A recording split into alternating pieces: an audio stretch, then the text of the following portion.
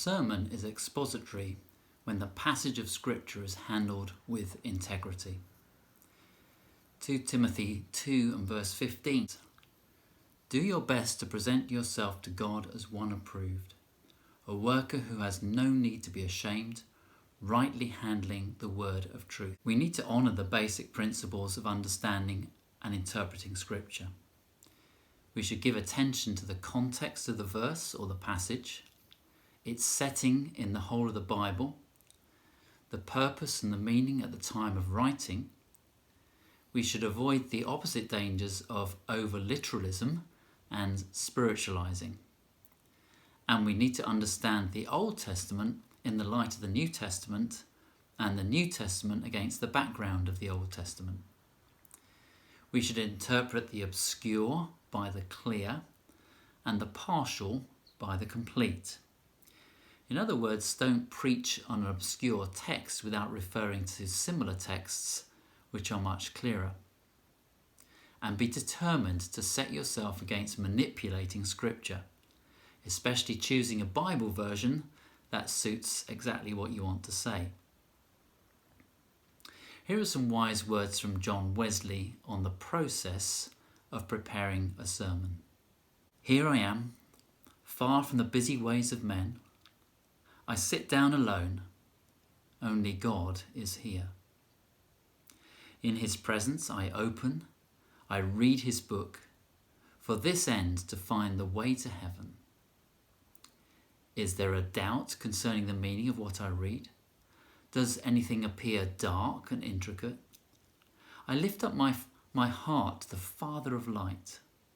Lord, is not thy word, if any man lack wisdom, let him ask God of God. Thou givest liberally and upbraidest not.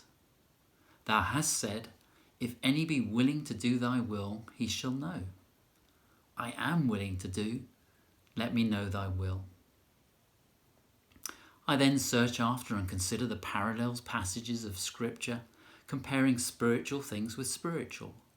I meditate thereon with all the attention and earnestness of which my mind is capable. If any doubt still remains, I consult those who are experienced in the things of God, and then the writings whereby, being dead, yet they speak. And what I thus learn, that I teach. A sermon is expository when the passage of Scripture has its dominant thought identified. One of the first books I read on preaching was by a man called Haddon Robinson. He was a well-known American theologian. He wrote this in his book Expository Preaching. We are not primarily concerned with what individual words mean, but with what the biblical writer means through his use of words. We do not understand the concepts of a passage merely because we analyse its separate words. A word-by-word grammatical analysis can be as pointless and boring as reading a dictionary. If an expositor aims to understand the Bible and to communicate its message, he must do so on the level of ideas. So we need to understand the passage. What's the passage saying? What is the key doctrine? How does it relate to the person and the work of Jesus Christ? And is there a central idea or a main thrust? Dr. Martin Lloyd-Jones said, I cannot overemphasize the importance of our arriving at the main thrust, the main message of our text. Let that be the main burden of your sermon. Preach a message with one main point and hold back from delivering great insights that are not relevant to your sermon. A sermon is expository when the passage of Scripture is unfolded in a definite form.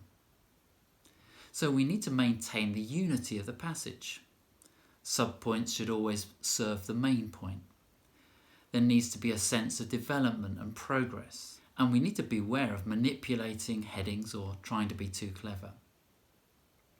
In his book, Lectures to My Students, Charles Spurgeon wrote this: You should make your sermons like a loaf of bread, fit for eating and in convenient form.